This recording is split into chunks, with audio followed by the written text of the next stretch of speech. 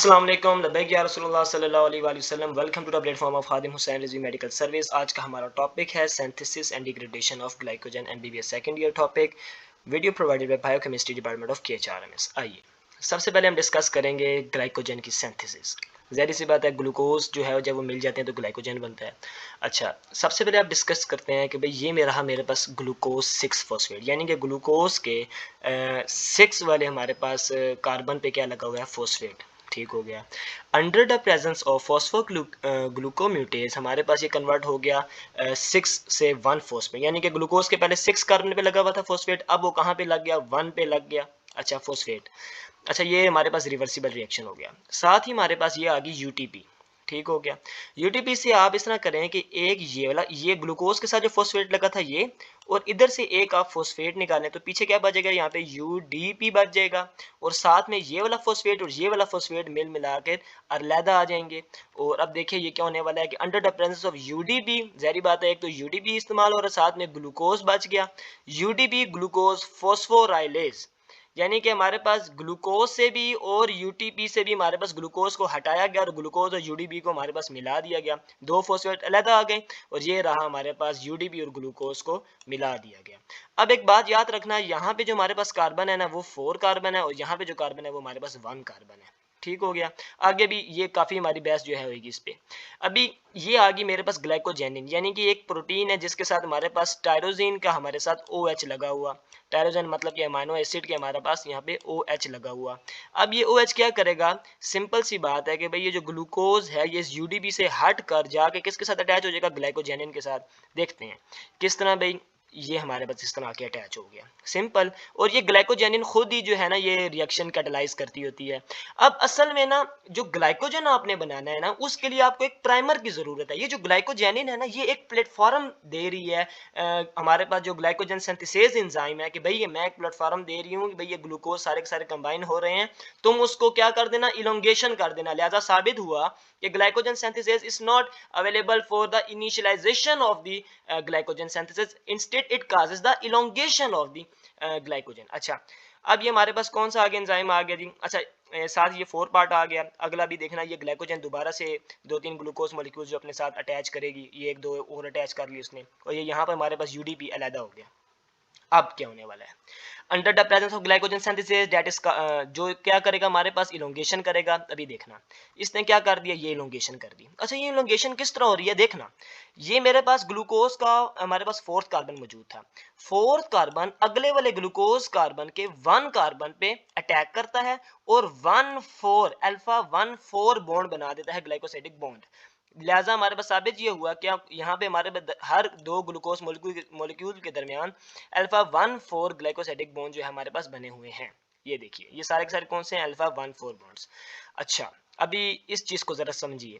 ये मैंने glucose molecule बनाया, ये इसका कार्बन नंबर 1, ये कार्बन नंबर 4, ये कार्बन नंबर 6। ये मैंने एक और ग्लूकोज मॉलिक्यूल बनाया, उसका कार्बन नंबर 1। ये सारी की सारी जो चेन बनी ये किस तरीके से बनी, असल में यहाँ पर मेरे पास ग्लाइकोजेनिन अटैच था। ये वो प्राइमर जो मेरे पास ग्लाइकोजन सिंथेसिस के पास आया कि भाई ग्लाइकोजन सिंथेसिस साहब, अब आप नए ग्लूकोज मॉलिक्यूल हमारे साथ अटैच कर सकते हैं, हमने आपको प्लेटफॉर्म दे दिया। ग्लाइकोजन सिंथेसिस ने कहा ठीक है। उसने क्या किया, उसने, अब ये देखना, ये जो ग्लाइकोजन सिंथेसिस क्या करेगा भाई, यहाँ से जो हमारे पास एंजाइम है ना ये वाला, ये जो हमारे पास 4th कार्बन है ये अटैक करता है हमारे पास आने वाले ग्लूकोज मॉलिक्यूल के 1 कार्बन पे, और ये हमारे पास बॉन्ड बन जाता है, कौन सा जी, अल्फा 1,4 हमारे पास बॉन्ड बन गया। अब ये तो हमारे पास इसी तरीके से सारे के सारे बॉन्ड बन गए। अब क्या है कि भाई यहाँ पर हमारे पास ना ब्रांचिंग भी होएगी। हमारे पास ब्रांचिंग कैसे, क्योंकि ग्लाइकोजन में ब्रांचिंग भी होती है।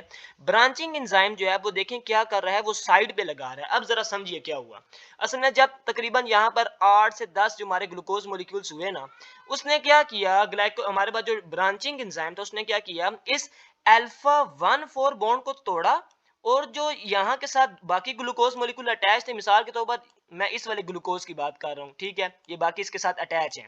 अब बाकी सारी सीरीज इसके साथ अटैच है। इसने क्या किया, अल्फा 1,4 बॉन्ड को तोड़ दिया, और इस अल्फा, ये जो हमारे पास 1 कार्बन था इसकी अटैचमेंट जाके इसने करवा दी हमारे पास उसी कार्बन के 6th हमारे पास उसी ग्लूकोज मॉलिक्यूल के 6th कार्बन के साथ किसी और हमारे पास ग्लूकोज मॉलिक्यूल के 6th कार्बन के पास।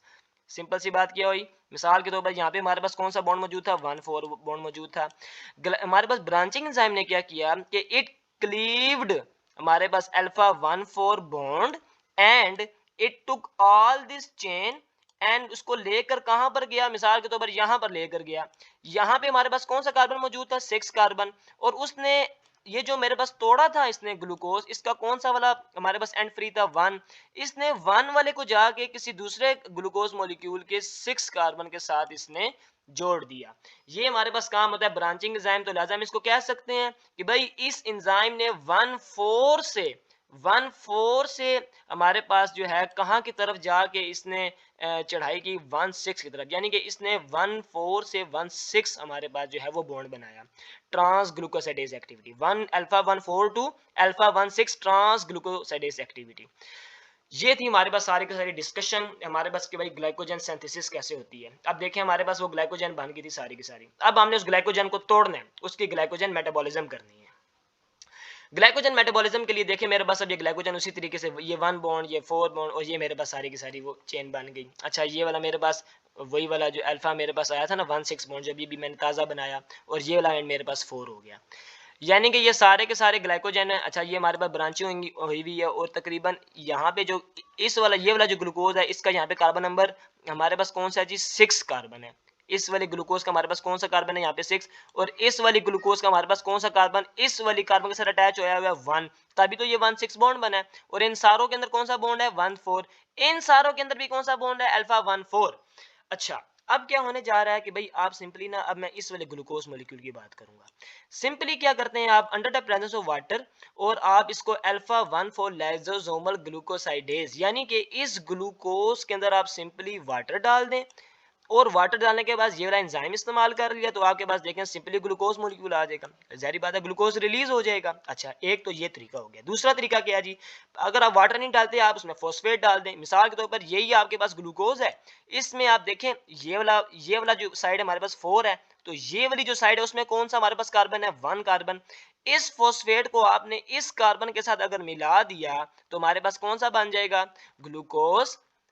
देखिएगा ग्लूकोज 1 फॉस्फेट बन गया। सिंपल, अगर 4 इसको तो नहीं ना करना, जो जुड़ा हुआ दूसरे ग्लूकोज के साथ इस बॉन्ड को तोड़ना है ना। यहाँ पे अल्फा 1 हमारे पास, यानी कि यहाँ पे हमारे पास जो था 1 था, और यहाँ पे हमारे पास 4 था, तो लिहाजा अल्फा 1,4 बॉन्ड बना हुआ था।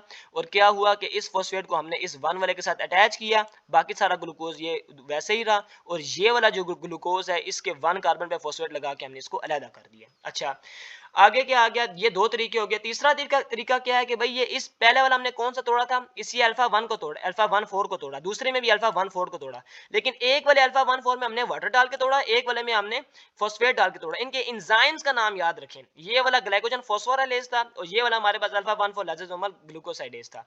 अब ये जो 1,6 हमारे पास बॉन्ड है इसको कैसे तोड़ें, अंडर द प्रेजेंस ऑफ अगर वाटर। अच्छा ये मिसाल के तौर पर यहाँ पे मेरे पास सिर्फ एक ग्लूकोज लगा हुआ है, सिर्फ एक ग्लूकोज लगा हुआ है इस चेन के साथ। अब इसको आपने तोड़ना है क्या, तो किस तरह तोड़ेंगे, सिंपली वाटर आप इसको ऐड करेंगे तो सिंपली ग्लूकोज मॉलिक्यूल अब आपके पास आ जाएगा। और अच्छा ये तो ये बात भी हो गई। या फिर क्या है, अब जब आपके पास, अब ये देखें ये सारा का सारा जो ग्लूकोज अटैच होया हुआ है, ये आया इसने तोड़ दिया या आया इसने तोड़ दिया। जब आपके पास आप तकरीबन आपके पास जो है ना वो 4 ग्लूकोज मॉलिक्यूल्स रह गए, ये वाले 4 ग्लूकोज मॉलिक्यूल्स रह गए, तो अब मैं जरा गौर से देखिएगा कि मैं इन दोनों की बात करूं, इन दोनों ग्लूकोज मॉलिक्यूल की बात कर रहा हूं।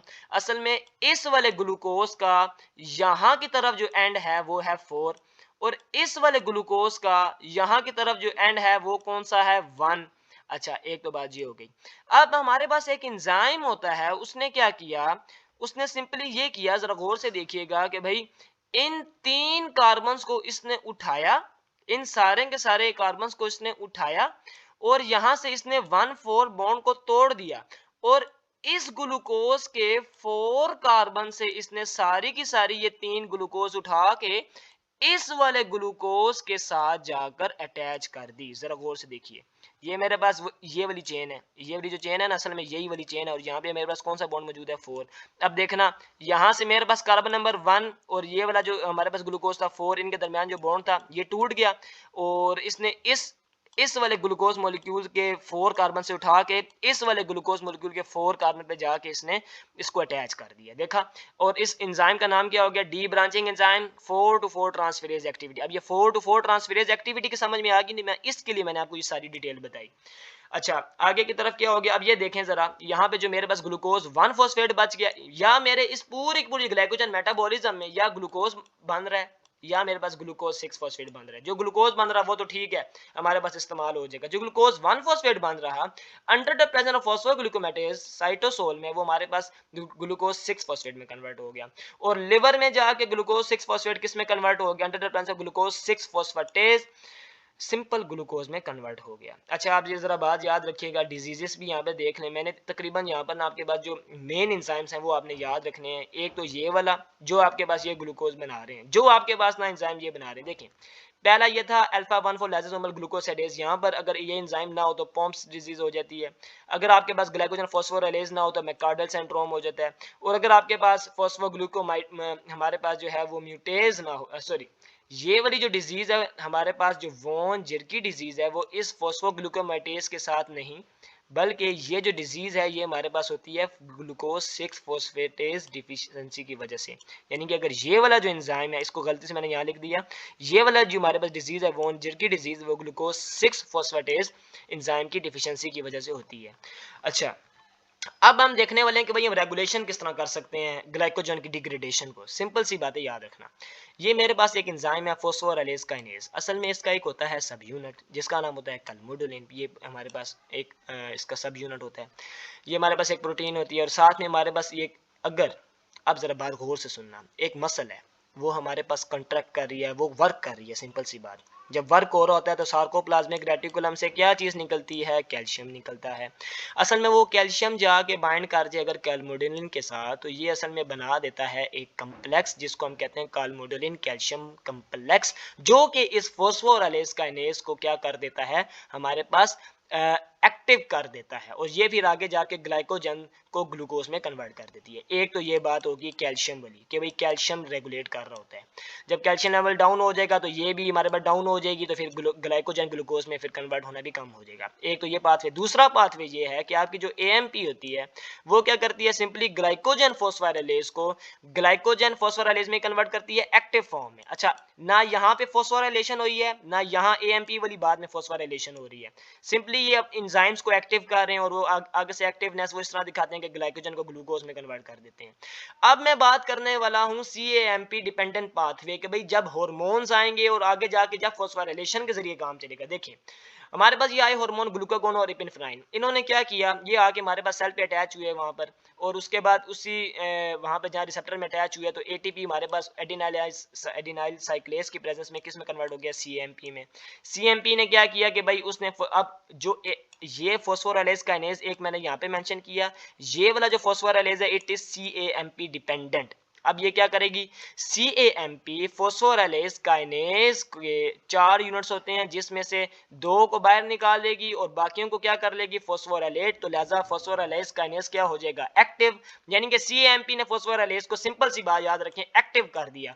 और एक्टिव करने के बाद इसने क्या किया, फॉस्फोराइलेशन से एक्टिव किया।